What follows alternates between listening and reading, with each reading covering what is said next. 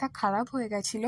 আর রুমি এখানে ঘুমটা নিয়ে ঘুরে বেড়াচ্ছিল, কারণ ও নাকি এত রোদে ভস্ম হয়ে যাবে। তো বাড়ি গিয়ে আমরা আর মা মাসিদেরকে জবাব দিতে পারবো না, তাই। তো অনেক ঘোরাঘুরির পরে এখানে আমরা প্রচণ্ড ক্লান্ত হয়ে বসতে এসেছিলাম। তবে বেশিক্ষণ বসা হয়নি, কারণ আমাদের শরীর এখনই চলছিল না। তারপরে এখনো আমাদের সোনাঝুরি যাওয়া বাকি ছিল। আর এখানে নাটক হচ্ছিল, আমরা তিনজন তিনজনের নাটক দেখছিলাম। বেশ ভালো লাগছিল, মজা লাগছিল। তোমরাও একটু দেখো।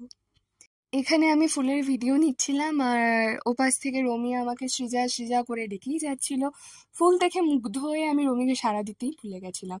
তো যাই হোক, এই রোদে পোড়া, রোদে ঝলসানো আমার বদনটা দেখো, দেখে জানাও যে কেমন লাগছে। যাই হোক, এসব মজা আর কি। যাই হোক, আর এই বাউলটা এখানে ভীষণ ভালো গান করছিলেন। আমরা কিছুক্ষণ এখানে বেশ